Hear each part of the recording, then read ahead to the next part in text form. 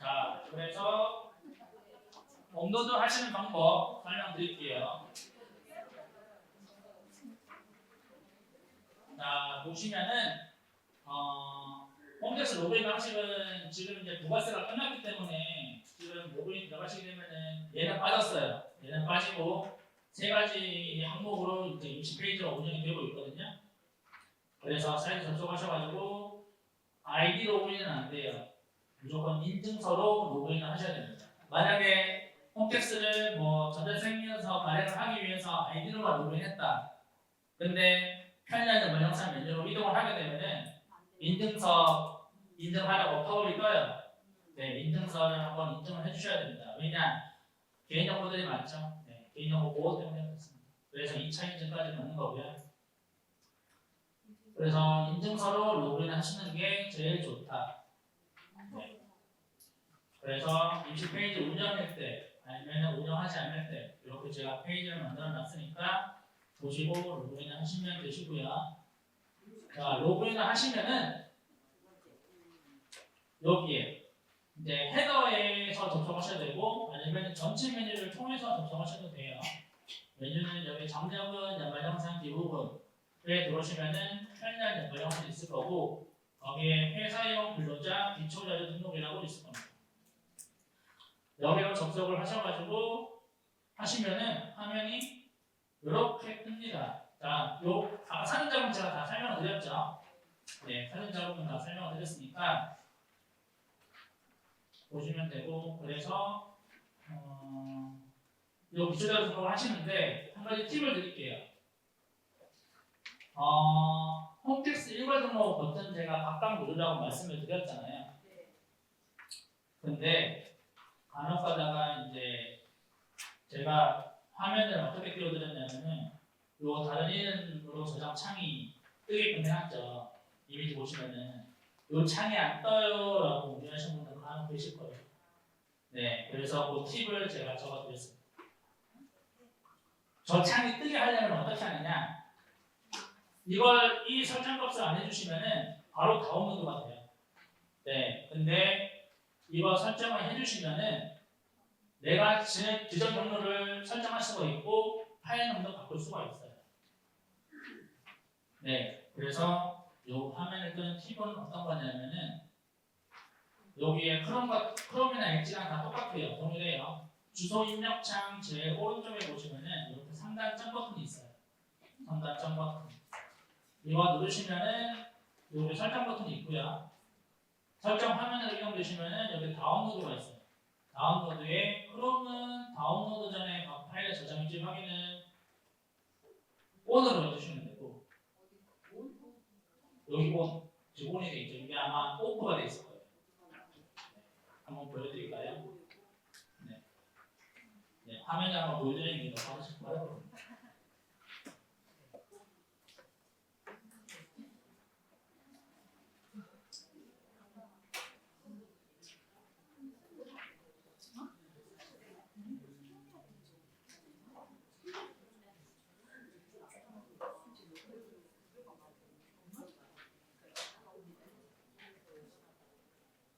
자, 엣지 보여드리면은 자, 화면 보세요. 엣지 보여드리면은 여기 주소 입력창 제일 오른쪽에 있어요. 점버튼 상단 점버튼 보이시죠? 여기다 설정. 네, 설정 클릭하면은 여기 설정 화면으로 나와요. 그러면은 왼쪽에 보시면은 여기 다운로드 버튼 있어요. 이거 클릭하시면 여기 오프가 있죠? 여기 켜주셔요.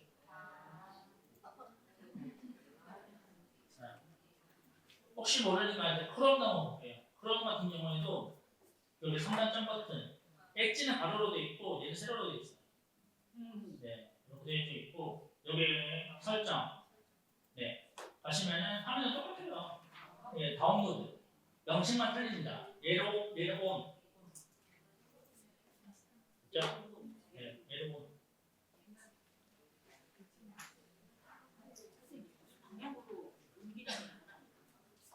네, 오른쪽으로 클릭만 해주시는 거예요. 네, 이렇게. 네, 파란색. 그래야 가이드처럼 팝업이 뜬다. 네. 만약에 이거 설정 안 하시고 싶다 하시면 그냥 다운로드 받으셔도 다운로드 되니까 걱정 안 하시면 돼요.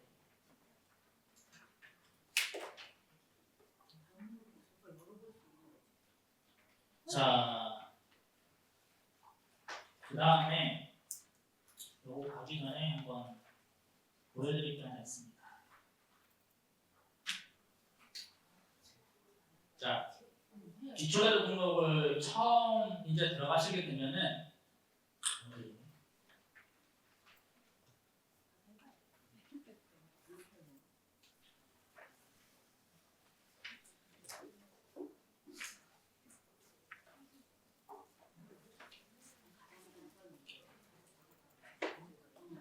편리한 만족산 딱 들어가셔가지고 기초자료 등록 처음 접속하시면은 이 화면이 보이실 거예요. 이 화면 혹시 보신 적 있으시죠? 네. 이거 확인 누르시는 거예요. 네. 확인 누르시는 거예요. 이거 요 내용 보고 확인을 누르시는데 이거 절대 확인 누르시면은 일괄 등록 권한이 세무대 쪽 넘어가요. 네. 이거 무조건 취소 누르셔야 됩니다. 이거 취소 누르신다고 해서 부가세, 법인세, 즉 텍스마스터 수익 등기가 끊기는 게 아니에요. 네, 이 연말정산에 한해서만 내가 하겠다. 네, 그 내용이기 때문에 이 화면이 나오시면 무조건 취소 누르셔야 돼요. 취소. 자, 그래서 확인 누르시면은 확인 누르셨을 때 페이지 방법을 눌렀습니다. 여기 이 화면 들어가시면은 여기 세무대리 미인관리라는 탭이 있어요. 네, 여기 들어가시면은 여기에 내용이 뜰 거거든요. 선택해서 해지하기 누르시면 풀립니다. 네, 저거 확인 버튼 누르셨다가 엑셀 일괄 등록 안 돼요 하시는 분들 아마 간혹 전화하셨을 거예요. 네, 그래서 이 화면 캡처는 제가 떠왔습니다. 네, 세무대리 위임관리라는 탭이 있어요. 탭 가셔가지고 동의 여부 확인하시고 해지하기 누르시면 선택하시면 되죠. 자, 사진 다 찍으셨나요? 네, 요거는 제가 가이드에 넣어드릴 거니까 놓치신 분들은 가이드 보시고 작업 진행하세요. 자, 그 다음에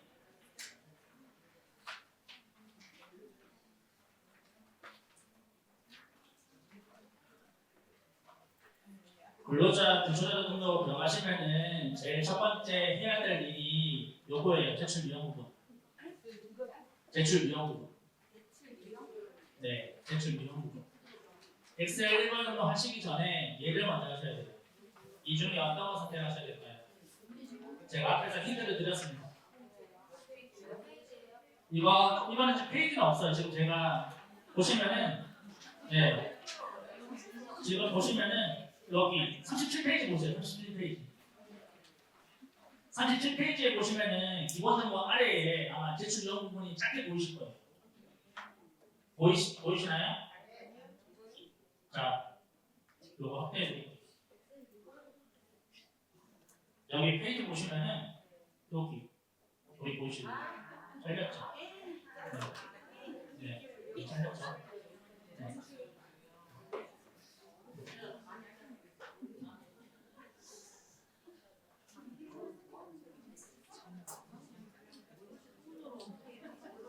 네, 여기서 하셔야 될 게 이제 설명드리려고. 잠깐만요. 어디 갔나?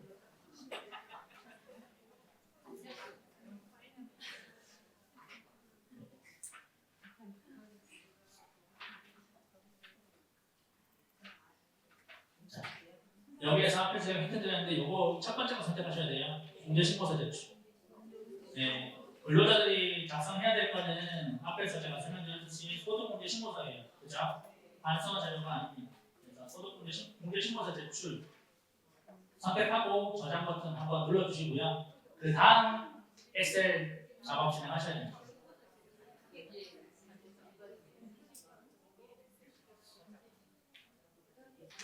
네, 그렇게해서 저장을 누르시고요. 이것도 제가 페이지에 넣어드릴게요. 네, 그래서 작업을 어떻게 하시냐? 그렇게 저장을 눌렀으면은 요 순서대로 해주시면 돼요. 1번부터 5번까지.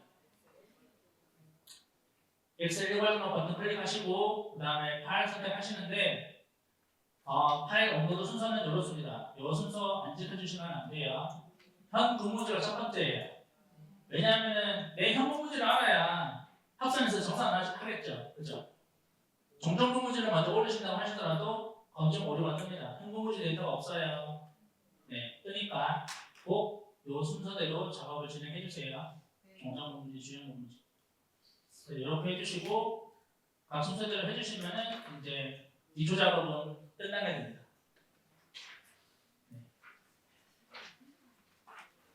그리고 이제 여기서 이제 검증을 한번 해야 되는데 사실 검증은 얘네들이 이제 세적주의를 해요. 행안부에 이제 주민등록 데이터를 기준으로 성명과 주민등록번호를 한 번씩 검증을 합니다. 근데 저희가 올린 엑셀과 세적 그 테이블에 들어있는 내용과 틀리게 되면은 다 오류를 뱉어내요. 네, 성명과 주민등록번호를 확인해 주세요라는 메시지가 뜰 겁니다. 오류 때. 그래서 그걸 확인하셔가지고 저희 엠마스터에 이제 사원정보 등록에 등록되어 있는 사원명과 주민등록번호 꼭 체크를 하셔가지고 이제 수정해 주신 다음에 다시 업로드를 하시면 돼요. 사실 뭐 그 한 명만 작업할 수도 있어요. 작업할 수도 있으니까 그 등록되어 있는 한 명만 이제 오류가 뜬 한 명만 이제 업로드를 하시면 되니까 네, 그렇게 해주시면 되고 네, 오늘 오류가 뜨는 거니까 그거 한번 말씀드렸습니다. 처음이셔서 많이 혼란스러우실 거예요. 네, 그죠?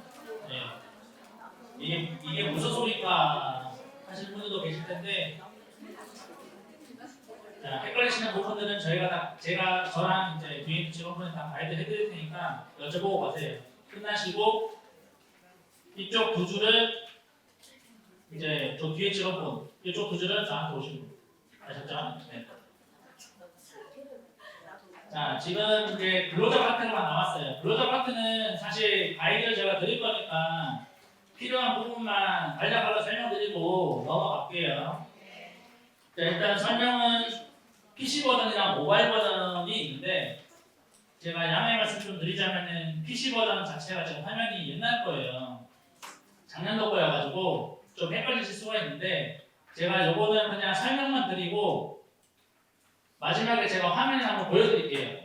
네, 그 가이드로 한번 보여드릴 거니까 네, 설명만 들어주시면 돼요. 방식은 똑같아요. 방식은 똑같은데 화면만 조금 바뀌었더라고요. 네, 그래서 저거는 제가 가이드 보완하면서 넣어드릴 거니까 요거는 참조를 좀 부탁드리겠습니다. 자, PC 버전도 이제 똑같아요. 로그인 하시는 방식은 똑같은데 여기 장려금 연관자산 지급금에 들어오면은 여기 명칭만 바뀌었어요. 아까는 회사용이었죠. 지금은 이제 근로자용 공제 신고서 작성하기 이렇게 들어오시면 되고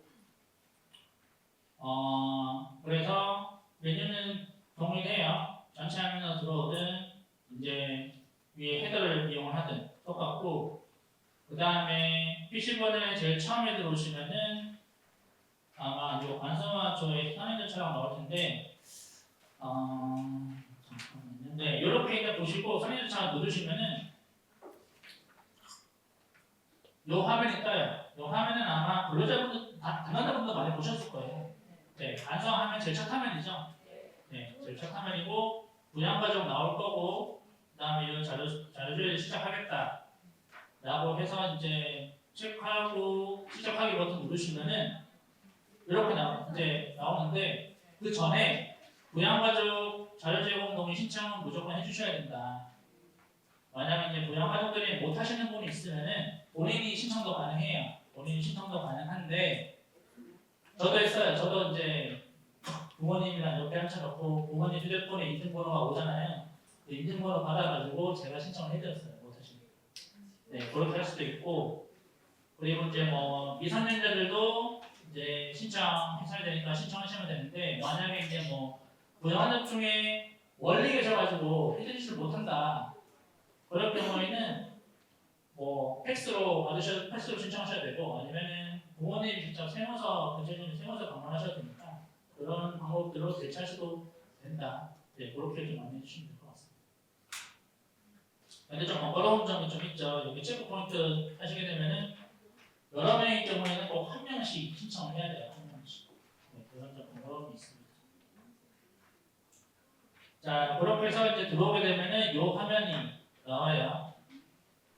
XPRP 같은 경우에는 어땠어요? 이게 근로자들이 보게 되면은 한 번에 줘요. 눌러가지고 내려받기 하면 끝이에요. 그죠? 네, 한 번에 줘요. 뭐 금액이 안 봐요. 그냥 한 번에 줘요. 눌러가지고 내려받기. 근데 내려받은 문서에 요거 설정을 해놓게 되면은 어떻게 돼요? 네, 못 올라가죠. 그죠? 네. 근데 이렇게 해서 끝냈는데 저희는 한 번에 조회하기 눌러서 요 위에 보시면 요 버튼 누르고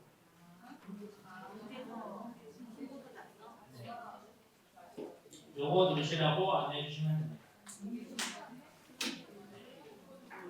공제 신고서 작성. 한 번에 조회하기 누르고 공제 신고서 작성. 내려가게 하시면 안 돼요. 네.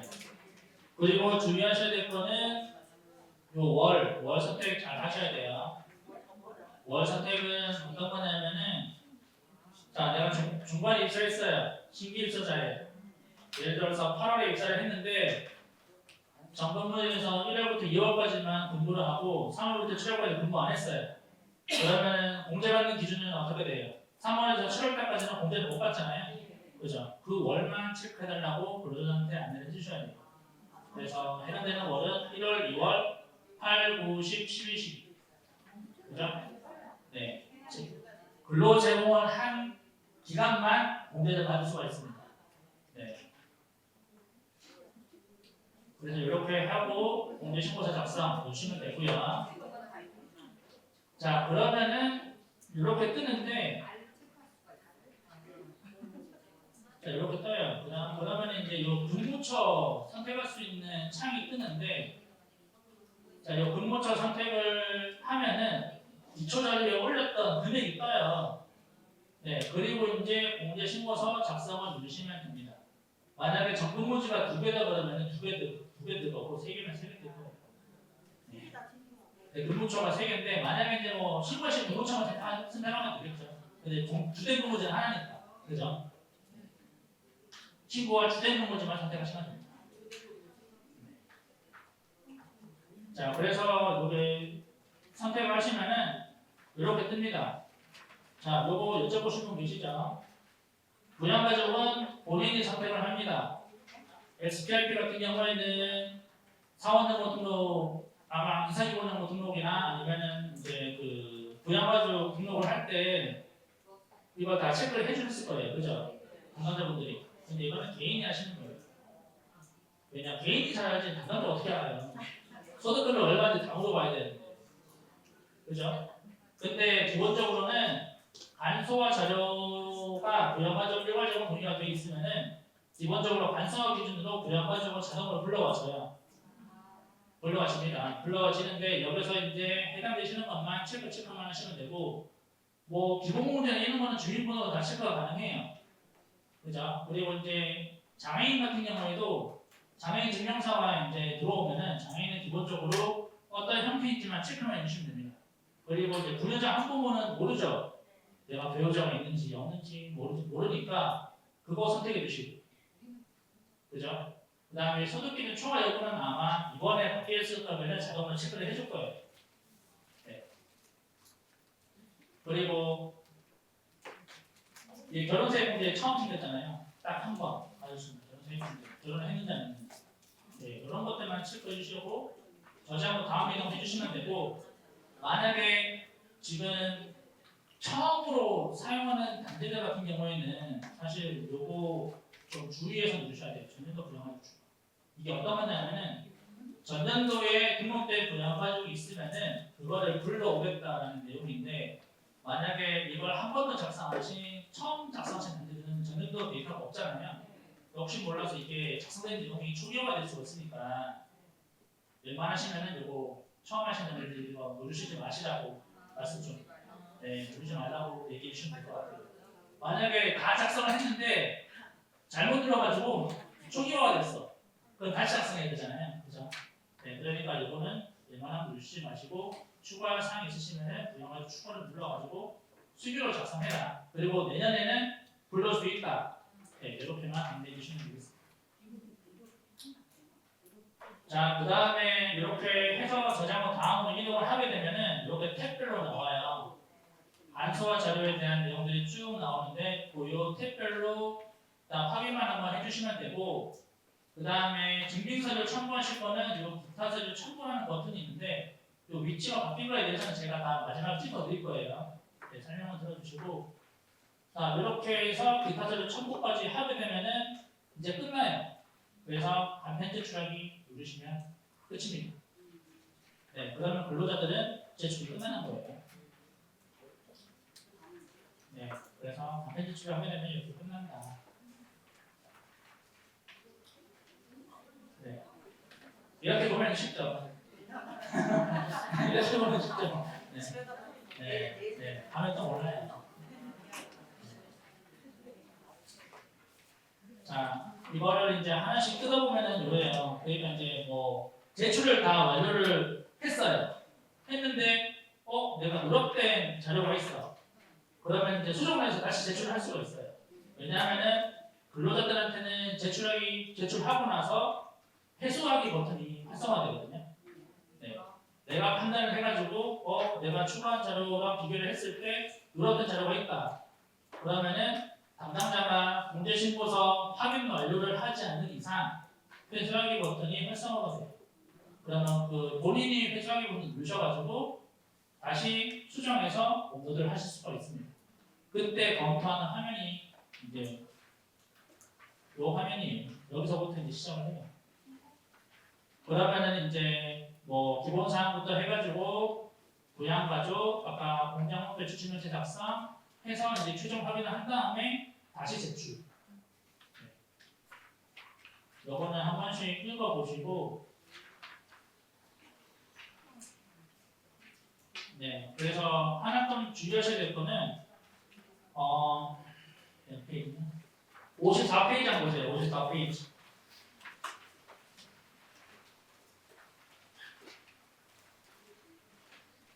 54페이지 보시면은 좀 주의하셔야 될 게 기타 서류는 딱 10개까지만 업로드가 가능하고요. 네, 10개. 네, 서류 업로드 개수가 10개까지예요. 10개.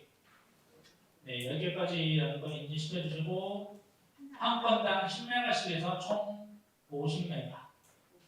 네, 50메가까지. 1인당 몇 원? 네, 1인당.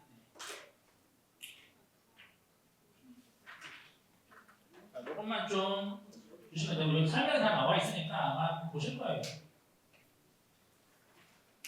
이렇게 해서 제출해 주시면 된다. 자, 요거 하기 전에 제가 가이드 하나 보여드릴게요. 요거는 제가 가이드 다 넣어드릴 거니까 눈으로만 좀 보세요. 사진 찍으실 분들은 찍으셔도 됩니다.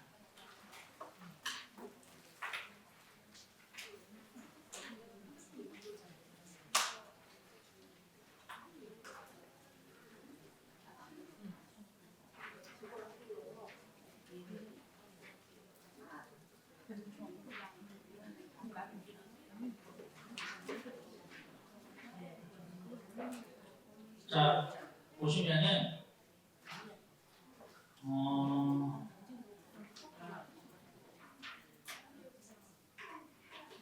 자, 들어오시는 화면은 똑같아요. 이게 우세청에서 발췌된 가이드거든요. 보시면은 지금 들어가는 메뉴는 똑같죠. 장려금액, 연말정산 기부금액, 현행 연말정산의 근로자용 공제 신고서 작성하기. 안 보이세요? 안 보여요.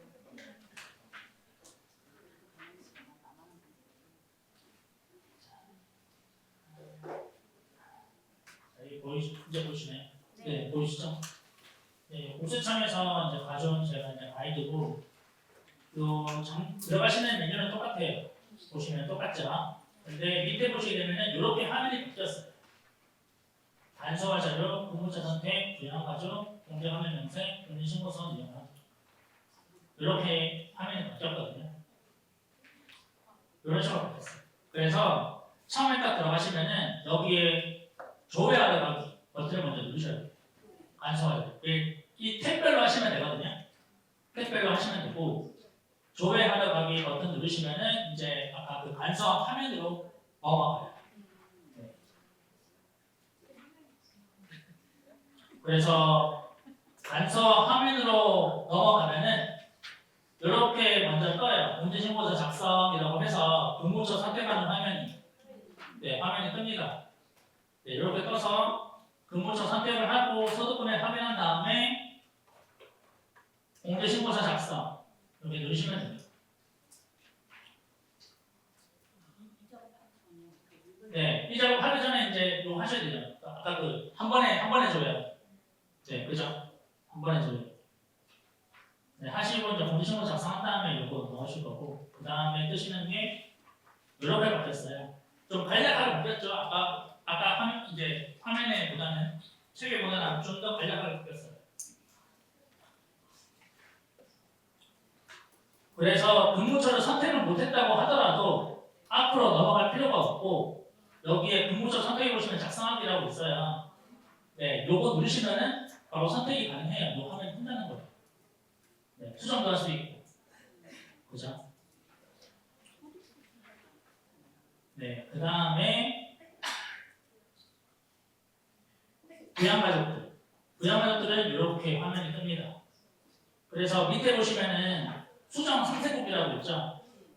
수정 상세곡. 이 버튼 누르셔가지고 수정하실 수도 있고 추가하기 또는 전년도 부양가족 추가 누르셔가지고 전년도 부양가족 부르거나 추가도 할 수가 있어요. 단 제가 아까 말씀드렸죠. 이거는 신규단지들은 꼭 사용하지 말아야 돼요. 네, 이 버튼을 사용하시면 안 되고 만약에 추가하실 거면은 옆에 이렇게 추가하기 버튼 누르셔야 되고 여기 추가 버튼 누르셔야 되시고 그리고 저장. 그 다음에 제일 어려운 게 요거죠. 공개 지출. 네, 공제 명령이세요. 이게 왼쪽이 소득 공제, 오른쪽이 세액 감면 공제. 네, 펼치기 누르시면은 소득 공제에 대한 내용이 쭉 펼쳐지고요. 그 다음에 세액 감면 공제도 펼치기 누르면은 그와 관련된 내용이 쭉 나올 거예요. 그리고 금액을 하시면 되고 아니면은 위에 기타 자료 또는 간소화 자료 클릭하셔도 파워비 떠요. 근데 수정하실 때는 이 버튼 누르셔가지고 수정하시면 돼요. 그 화면이 어디에 있냐? 여기 하나는 이제 참고 화면으로 보여드릴 텐데 이게 지금 참고 화면이 건강보험이나 연금보험 두 가지밖에 없어요. 근데 저는 가이드를 각 항목별로 다 편집해서 다 넣어드릴 거예요. 그래서 아까 사대보험 회사부담금이랑 그 다음에 공단에서 제출한 금액이랑 차이를 어떻게 하시냐? 차이는 여기서 조정하시면 돼요. 네. 차이 금액은 이 화면에서 조정하시면 됩니다.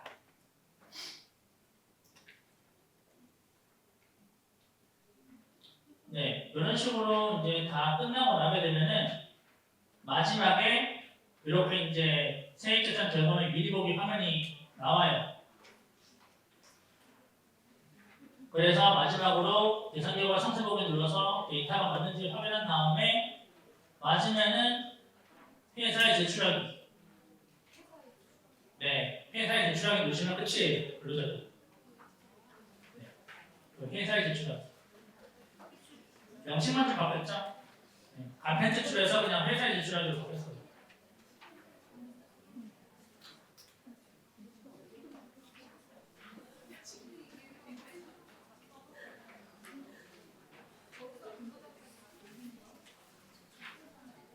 자, 요게 이제 PC 버전이었고요. PC 버전이었고, 난 PC로 도저히 못하겠다 라고 하시는 분들은 그 모바일 버전으로 쓰시면 됩니다. 모바일의 명칭은 국세청 홈택스예요. 홈택스. 네, 홈택스. 안드로이드는 구글 플레이 스토어, 아이폰은 앱스토어에서 검색하셔가지고 다운을 받으시면 되고요. 로그인은 공동신청부터 해가지고 이번에 추가된 거는 모바일 신분증 추가됐어요. 모바일 신분증. 네, 요즘 신분증 모바일로 전환하는 얘기 많이 나오죠. 네, 주민등록증이든 뭐 운전면허증은 이미 됐더라고요. 운전면허증 이미 나와가지고 본인 신청하라는 얘기가 나오는데 네, 모바일 신분증도 인증받을 수가 있습니다. 뭐 카카오나 이제 다운받아 줬다면은 그걸로 인증 가능해요. 그래서 이제 로그인 하시는데 여기도 보시면은 아이디랑 지문 인증을 통해서 이제 로그인을 하셨을 경우에는 이 2차 인증이 필요해요. 네, 2차 인증이 필요합니다. 그래서 제일 쉽게 쓸 수 있는 거는 간편 인증. 그걸 제일 쉽게 쓸 수 있겠죠. 특히 카카오 쓰시는 분들 아마 대부분이실 거예요.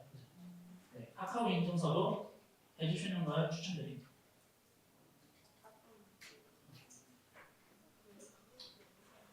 자, 그래서 이제 메뉴를 이제 보시는데 여기 전체 메뉴 일단 모바일 화면 제가 표시가 큰 거예요.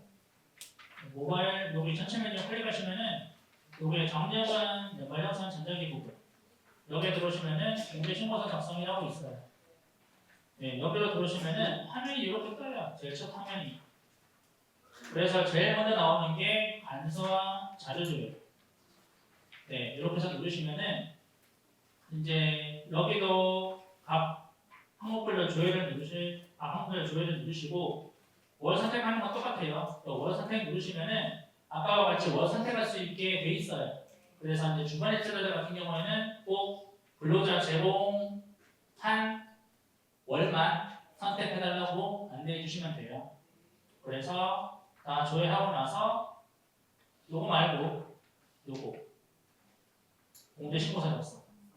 네, 중간에도 있고 제일 아래도 있어요. 왜냐하면 이게 스크롤을 계속 내려야 되거든요.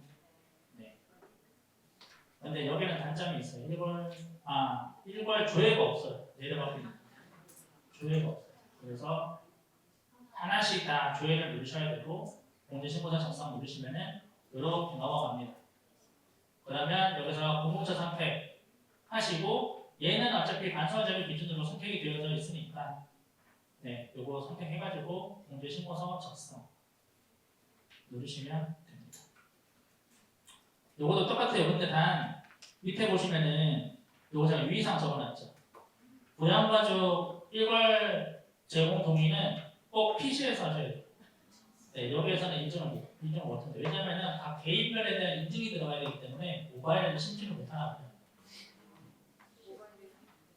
네, 그래서 부양가족 자료 제공 동의는 꼭 PC에서 하셔야 된다. 그 다음에 공개 신고서 작성하기 화면인데 이제 부양가족을 이제 여기도 스텝이 4개예요.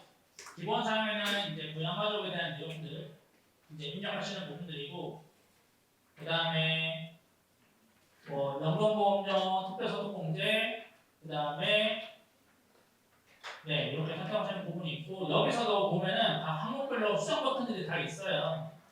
수정 버튼들이 다 있어가지고 우세청 자료 이외에 내가 증빙하는 서류들이 있다 라고 하시는 분들은 수정 버튼 누르셔가지고 여기에 차관금액 또는 기타 자료를 넣어주시면 돼요. 네, 그리고 이제 작성 완료 누르시면 되고 네, 이렇게 해서 쭉 넘어가시면은 마지막에 이제 그 기타 자료 네, 이 기타 자료 관리에 파일 첨부하는 게 있어요. 네, 파일 첨부, 기타 자료 첨부해가지고 제출 누르시면 끝이에요. 쭉 넘어가서. 네, 이렇게 되면은 이제 근로자들에 대한 제출은 다 끝난 거예요.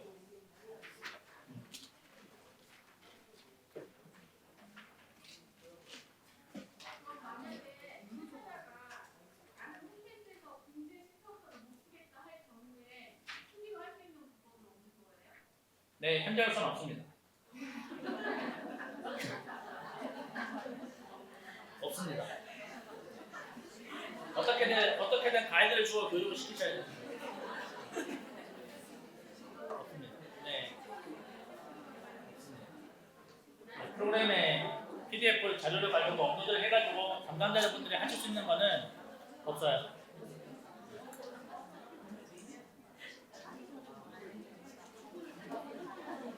자, 그래서 이렇게 신고가 완료가 되게 되면은 담당자분들이 이제 이제 관리를 하셔가지고 검토를 하셔가지고 이제 신고를 하셔야 되시잖아요.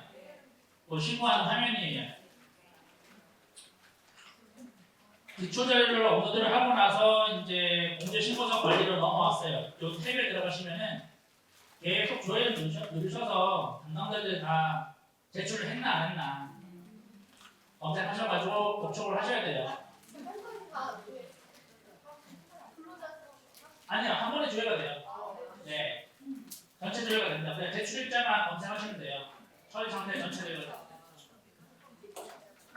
만약에 제출자가 있으면은 그 처리 상태를 공제신고서 미제출로 한 사람만 공제신고서 미제출로 선택하셔가지고 기간 넣어서 조회하시면은 업로드한 사원에 대해서 처리 상태가 다 나와요. 네, 이렇게 해서 하시면 되시는데 하나씩 설명을 드릴게요. 제일 중요한 거는 간소화 자료가 어떤 걸로 넘어왔냐? 나는 국세청 자료만 있냐? 기타 자료만 있냐? 아니면 국세청 기타로 있냐? 아마 요거 아니면 요거일 거예요. 기타는 없을 거예요. 그죠? 간소화 자료 기준으로 할 거니까 아마 이게 한 80에서 90%, 나머지는 국세청 기타 이렇게 나올 거고. 그 다음에 공제신고는 제출일자는 근로자가 제출 버튼, 아까 회사에 제출하기 있잖아요. 그 제출하기 버튼 누른 날짜가 나올 겁니다. 언제 제출했는지. 이 제출일자가 나오게 되면은 공제신고서 처리 상태가 바뀔 거예요. 네. 어떻게 바뀌느냐? 네, 이렇게 처리 상태가 관리가 됩니다. 미제출은 제출하지 않은 상태. 제출은 회사의 제출 버튼 눌러가지고 제출한 상태. 이렇게 되죠. 자, 제일 중요한 거 요겁니다. 요 밑에서 이제 요 네 가지를 좀 주의 깊게 보셔야 되시는데 제출 횟수. 아까 제가 말씀드렸죠. 근로자들한테는 제출을 하게 되면은 뭐가 어떻게 된다고요? 회수하기. 그죠? 그 회수하기 버튼 근로자가 누르게 되면은 처리 상태가 이렇게 돼요. 제출을 회수했다. 네. 그렇게 해서 이제 회수를 한 다음에 다시 회사에 제출하기 누르게 되면 어떻게 돼요? 제출로 바뀌겠죠, 다시. 네, 다시 제출로 나와요. 네. 이렇게 관리가 되고 반송은 근로자가 회사에 제출하기 했어요. 근데 정리 담당자가 기타 서류랑 반송어랑 다 내려받아가지고 검토를 해봤는데 미비한 점이 있어. 미비한 점에 대한 내용을 적어가지고 요거 반송 사유 인정을 해서 누르면은 상태가 이렇게 돼요. 공제신고서 반송. 네, 그러면은 근로자들은 수정해서 다시 공제신고서 수정하기 버튼을 통해 가지고 수정을 한 다음에 다시 제출해야 돼. 그러면 어떻게 된다? 다시 제출로 넘어온다. 그죠? 그렇게 관리가 된다. 이렇게 보시면 되고 확인 완료는 다 검증이 끝났어. 아무 문제가 없어. 그럴 경우에는 이 확인 완료 누르시는 순간 상태가 이렇게 바뀝니다. 이렇게 되면은 지급영수서 생성할 준비가 된 거예요. 전자신고할 준비가. 만약에 근로자가 내가 누락한 자료에 대해서 다시 수정을 해야 돼. 근데 담당자가 확인 완료까지 했어. 그랬을 경우에는 근로자가 회수하기 눌러야 되잖아요. 그러면 이제 근로자에게 연락하기 전에 이 상태가 확인 완료이다라고 보여진다라고 하면은 이 확인 취소를 먼저 누르시고 근로자한테 연락하셔야 돼요. 회수하기 누르세요. 네. 네. 그리고 확인 취소하고 만약에 확인 완료 상태인데 근로자가 수정하고 싶다고 했을 때 그 회수하기 버튼은 안 눌러져요. 네, 눌러져도 네, 팝업이 떠요. 네, 담당자가 확인 완료 상태이다. 확인 취소한 다음에 누를 수 있다는 팝업이 떠요. 그러니까 확인 완료가 되었는데 근로자가 수정하고 싶다라고 했을 때는 이거 꼭 누르시고 나서 근로자들한테 회수하기 버튼 누르셔라. 네, 그 내용 안내해 주시면 되고 만약에 모든 사원들에 대해서 처리 상태가 다 확인 완료로 바뀌었다라고 하시면은 여기 이제 지급영수서 생성을 누르셔야 되시는데 그 페이지는 여기에 있어요. 지급영수서 작성을 지급영수서 작성권이 들어가시면 되는데 그 전에 이제 말씀드릴 거는 검토를 하실 때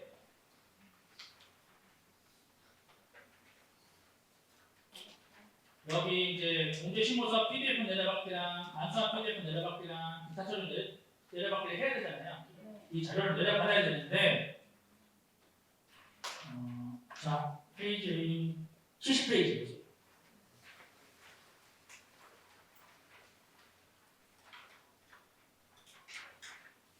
70페이지 보시면은 여기 반성과 제출 일자가 있을 거예요. 만약에 오늘 다 제출을 했어요. 다 제출을 했다면은 내일부터 내려받을 수 있어요. 네. 네, 요거 주의하셔야 됩니다. 바로 내려받을 수 없어요. 네, 내일부터. 네.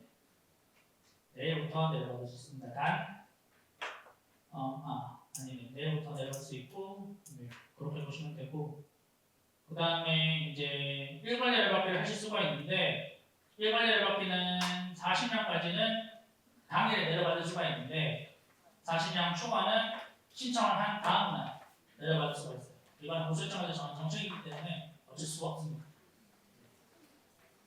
그래서 40명 이상 되시는 분들은 꼭 일괄 내려받기를 신청을 꼭 하셔라. 네, 40명입니다. 기준이 40명. 40명이 안 되신다면 그날 바로 내려받을 수가 있어요. 저도 보내신 것입니다.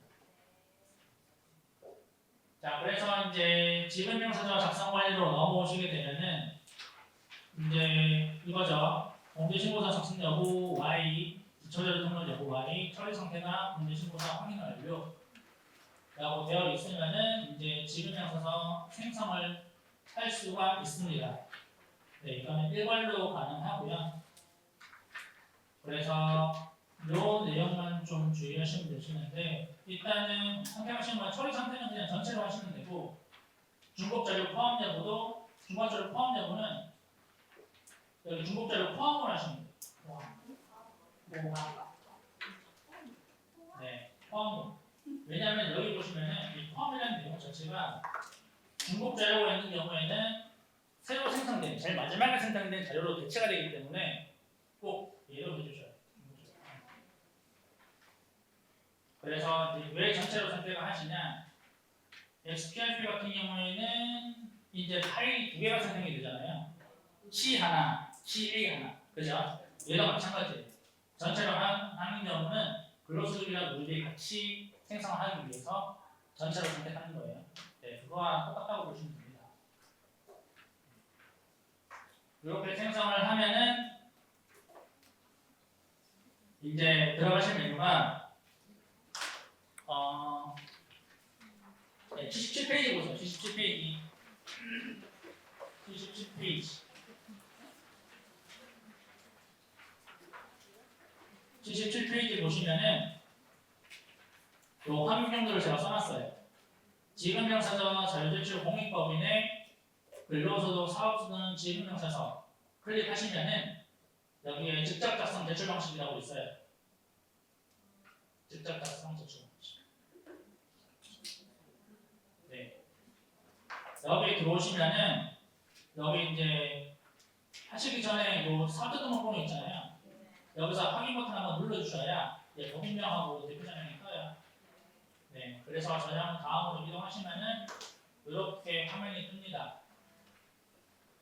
자, 연간 합산 제출이라고 있죠. 연간 합산 제출. 이걸로 선택을 하셔야 되고, 이걸로 선택하시고 나서 저장 후 다음으로 이동하시게 되면은 앞전에 작성된 계속 근무자에 대한 데이터가 나오실 거예요. 나오시는데 하나 중요한 거. 여기서 중도 퇴사자에 대해서 수시 제출 안 하셨다. 한꺼번에 제출하실 거다라고 하시는 단지 있으실 거예요. 그죠? 네. 근데 저희는 일단 웹마스터로 전환을 하시고 나서 제일 우려스러운 게 이 부분이 마지막 중도 퇴사자들에 대해서 매월 발생할 때 매월 신고를 안 해주시잖아요. 그러면은 요 저장을 다음으로 이동을 해서 중도 퇴사자에 대한 영수증을 한꺼번에 인정을 해주셔야 돼요. 그래야 제출이 추가해서 인정해 주셔야 돼요. 네. 그래서 저희가 추천해드리는 거는 발생할 때마다 매월 신고를 하셔야 돼요. 네. 그게 조금 SPRP와 좀 차이점입니다. 네, 그거다 마찬가지예요. 네. 그래서 한꺼번에 몰아서 하시는 단지는 네, 죄송하다는 말씀드리고요. 네. 계속 근무자 데이터가 발생한 다음에 추가해서 꼭 등록을 해주시고 신고하셔야 돼요. 만약에 신고 안 하시면 누락됩니다.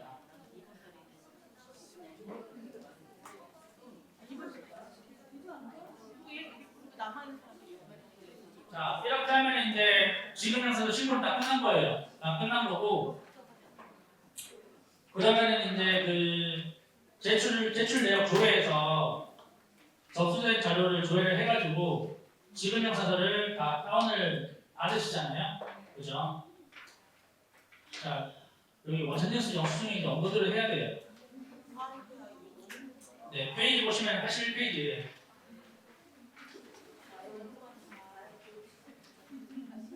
네, 여기 제출 내역 다 왔어요. 다 왔어요. 인도네시아 다 왔어요. 네, 여기 제출 내역 가셔서 조회하시면은 여기 접수번호 있어요. 접수번호 누르시면은 지급명사서 미리 보기가 나오고 일괄 출력 버튼 누르셔가지고 PDF로 다운을 받아주시면 됩니다. 네, 다운을 받아주시면은 그 파일을 가지고 저희 그 근로소득 원천징수 영수증 화면으로 들어와서 정산년도 2025년도에 파일 첨부를 통해서 PDF를 등록하시면 됩니다. 그 PDF 파일 그대로 업로드하시면 됩니다. 그러면은 원천징수 이행상환 신고서와 급여 계산에 반영할 총 급여와 소득세와 지방소득세는 저희가 데이터를 가지고 있어요. 그래서 8,000원에서 해주시면 되는데 여기서도 검정 화면이 들어갑니다. 성명과 주민등록번호 일치해야 되죠. 네. 어차피 앞에서 일치를 시켜주셨다면은 여기서는 오류 안 될 거예요. 그래서 등록만 해주시면은 이제 연말정산은 끝이 납니다. 네, 여기서 끝이 나는 거고 그 다음에 요게 남았거든요. 네, 징수한 장학금 스케일필드 하시죠 이거. 징수한 장학금. 뭐 어떤 단지에서는 그냥 공제 항목에 연말정산 소득세 항목 만드셔가지고 마이너스 인정하시는 분들도 계시더라고요. 네, 그런 분들도 계시고 아니면 징수한차로 이용해서 하시는 분들도 계신데 저희는 꼭 이걸로 해주셔야 되고 이 메뉴 들어오셔가지고 적용 대상 월 선택하시면 되고요. 그러면은 이제 그 모든 사원에 검토된 사원에 대한 차감 징수 소득세가 나오실 거예요. 네. 그리고 본납은 여기서 판단하실 수도 있어요. 앞에서 안 하신다고 하시더라도 여기서 적용해 주실 수가 있으시니까 최종적으로 여기에서 해주시면 돼요. 그래서 저희가 소득세가 10만 원이 초과가 되게 되면은 또 본납 신청 여부를 활성화시켜 드려요. 그러면은 이 신청하신다고 하시면은 그냥 주시면 되고 만약에 난 본납하겠다 라고 하시면은 또 신청으로 바꿔주시면은 또 소득세 나누기 3 해가지고 3회차분으로 적용되게 됩니다. 네, 이렇게 해서 이제 반영 눌러주시면 되고요.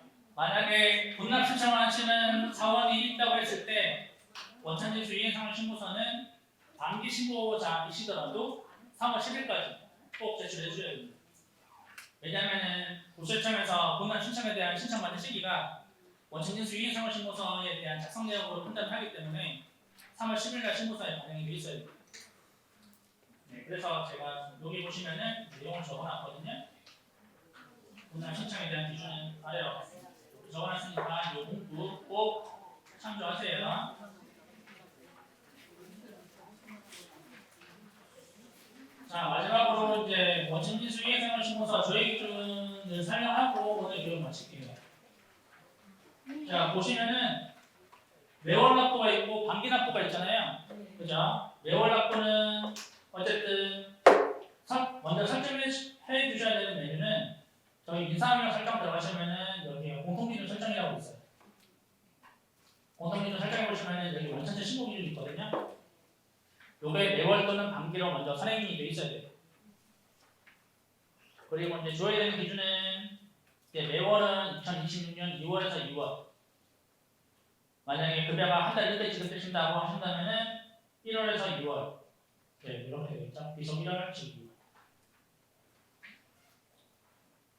그다음에 방구별 납부는 이렇게 환급 신청 하시는 것과 안 하시는 걸로 나눠져 있는데 먼저 환급 신청 하실 경우에는 매월 지급분은 1월 비속은 1월에서 2월, 지급은 1월에서 2월 똑같죠. 근데 1월 지급 같은 경우에는 비속이 한 달 전, 12월에서 1월까지. 그다음 지급은 1월에서 2월까지 해서 3월 10일까지 제출을 먼저 하시고요. 환급 신청 이후에 이제 신고하실 때는 이제 3월 부분에서 6월 부분 3개월만 다시 신고하시면 됩니다. 이때 이제 그 전월 미환급세 반영하시는 거 해주셔야 돼요.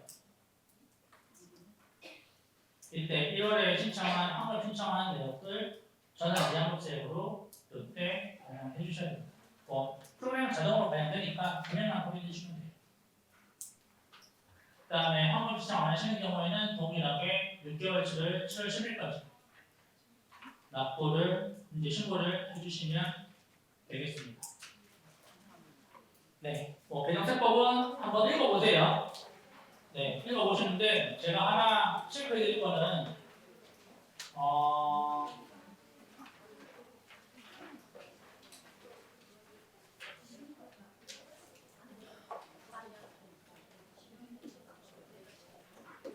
자, 95페이지 보세요. 95페이지.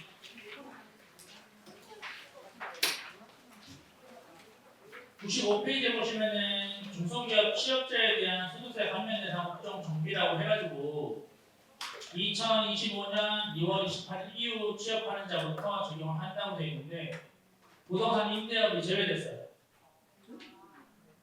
부동산 임대업이 제외됐습니다. 만약에 요 업종과 관련된 업종 코드로 하신 분들은 한번 체크해 보셔야 될 겁니다. 단지에서.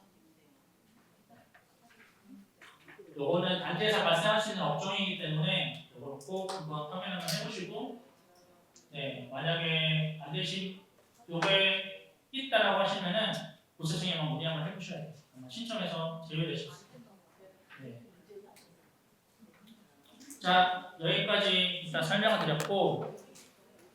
프로세스가 복잡하게 보일 수도 있습니다. 복잡하게 보일 수도 있지만 한번 경험 한번 해보시고 이제 계산해야 될 사항들 있으면은 저희 쪽에 한번 이제 계속 문의 주시면은 저희가 계속 계산해 나가는 방향으로 할 거고 업무는 줄여야 되잖아요. 사실 하시는 업무들도 많으실 텐데 이런 연말정산에 대한 부분까지 다 가정할 수가 없습니다. 그런 업무들을 다 줄여야 되는 게 맞기 때문에 연말정산은 각자 근로자 개개인이 챙기는 데좀 어려워요. 네, 그래서 많은 협조 부탁드리고요. 궁금하신 사항 있으시면 앞으로 나와서 질문하시고요. 오늘 교육 마치겠습니다.